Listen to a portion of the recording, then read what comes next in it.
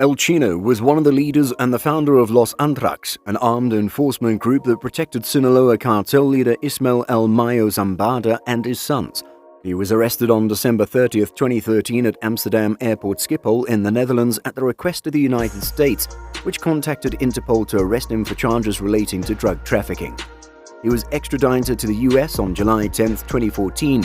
After being sentenced to house arrest, he was reportedly missing on May 9, 2020. He reappeared in Culiacan, Sinaloa on May 15, 2020, where he was found murdered along with his sister and brother-in-law.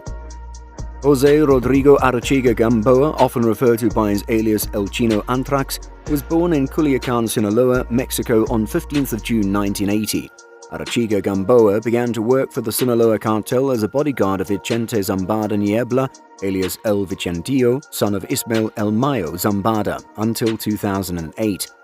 Following the separation of the Sinaloa organization and the Beltran-Leyva cartel that year, he went on to form Los Antrax, an armed squadron of the Sinaloa Cartel for providing armed security services to El Mayo Zambada. He was nearly killed on 4 November 2008 when an armed commando opened fire at a car wash in Culiacan. In the attack, Los Antrax lost one of its members, Alfredo Vizcarra Vega, also known as El Felo Antrax, son of a Sinaloa police commander. Arachiga Gamboa reportedly managed to escape uninjured during the shootout. Following the arrest of Zambada Niebla in March 2009, the drug lord ascended in the apex of the Sinaloa Cartel, given his friendship with one of El Mayo Zambada's sons. He was then called to oversee the plaza of Culiacan, the center of operations for Los Antrax and the city where the Zambada family reportedly resided.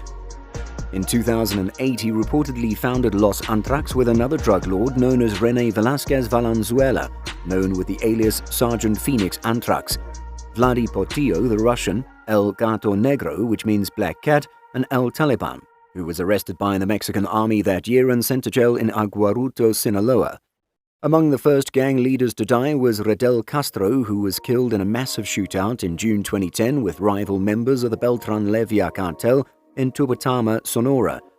In May 2011, the Mexican army arrested, tortured, and killed 3 members of Los Antrax after they mistook them for kidnappers, namely Franklin Orguin Velázquez, known as El Frankie or El Dos, Jesus Humberto Corona Guillen, known as El Chuve, and El Pedron. In November of that year, Francisco Arce Rubio, another high-ranking gang leader close to El Chino Antrax, was killed during an indoor soccer game in Culiacan by rival gangsters of Los Mazatlecos. Following the death of Arce Rubio, El Mayo Zambada withdrew El Chino Antrax from the day-to-day activities of Los Antrax until he sorted things out. However, the attacks against the gang continued. In February 2012, Roque Antrax was killed with 3 other men in Culiacan. Local media outlets alleged that the killings stemmed from an internal power struggle within the Sinaloa Cartel, specifically from a group commanded by El Chapo Guzman. Mexico's Office of the General Prosecutor and Secretariat of Public Security identified various other leaders under the hierarchy of El Chino Antrax. Jesus Pena is believed to be a close associate of the drug lord, and others include a man known as Melesio El Mele, El Traca Antrax, identified by authorities as the gang's recruiter, Eusebio Imperial or Alessio Castro, a supposed nephew of El Mayo. Arachiga Gamboa was wanted by the United States government and faced charges in a California federal court in San Diego for trafficking methamphetamines, cocaine, and marijuana.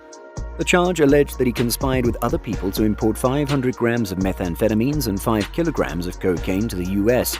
The indictment, started by the Drug Enforcement Administration in late 2011, was part of an investigation known as Operation Narco Polo, where federal agents intercepted several phone calls from March and October 2012 between Arachiga Gamboa and drug traffickers from the San Diego-Tijuana area. From 2011 and 2013, the drug lord lived in Los Cabos, Baja California Sur, and led Los Antrax against the criminal group Los Zetas in the area.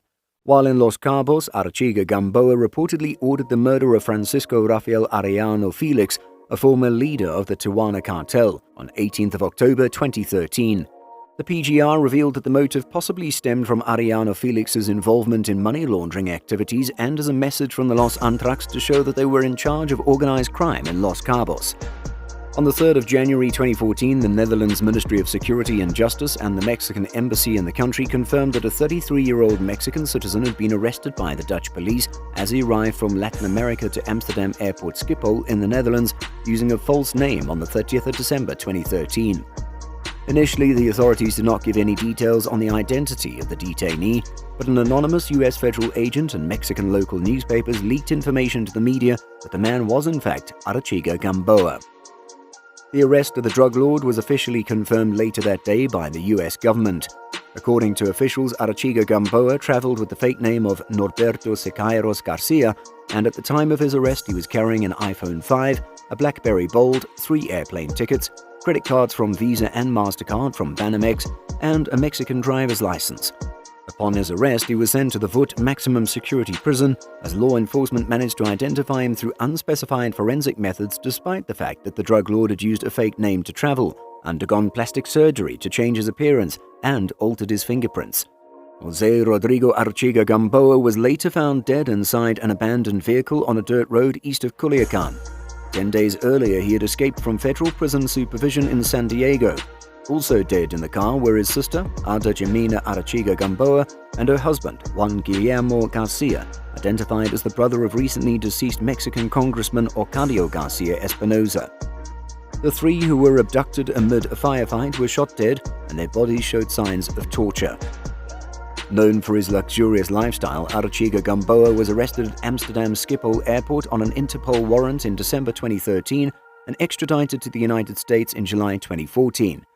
In May 2015, he pleaded guilty to charges of conspiracy to import cocaine and marijuana into the United States, admitting that he'd been a direct participant in acts and threats of violence by the Sinaloa Cartel. The charges carried a potential life sentence, but a judge sentenced Arachiga Gamboa in December 2019 to 7 years and 3 months in prison, including time served. On March 3, 2020, Arachiga Gamboa was released under supervision, according to court documents. On May 6, 2020, a parole officer reported him missing from his residence. He particularly ordered and participated in some of the more brutal incidents during Sinaloa Cartel's wars with the Beltran Levia organization and the Arellano Felix organization from 2008 to 2009, including torturing rivals and stringing their bodies from bridges. At the time of his plea agreement, a U.S. attorney, Laura Duffy, mentioned that Chino Anthrax is one of the highest-ranking Sinaloa Cartel kingpins ever prosecuted in the United States. The brazen execution of the Sinaloa Cartel enforcer carried out deep within the crime group's stronghold suggests that the hit was an intra-group matter ordered by its top ranks, and it's difficult to know who gained most from his death. In the days since the hit, there have been no reports of retaliatory violence. This makes it likely that his killing was ordered by one of two parties, Ismael Zambada Garcia, alias El Mayo, or the sons of Joaquin Guzman Luera, known collectively as Los Chapitos.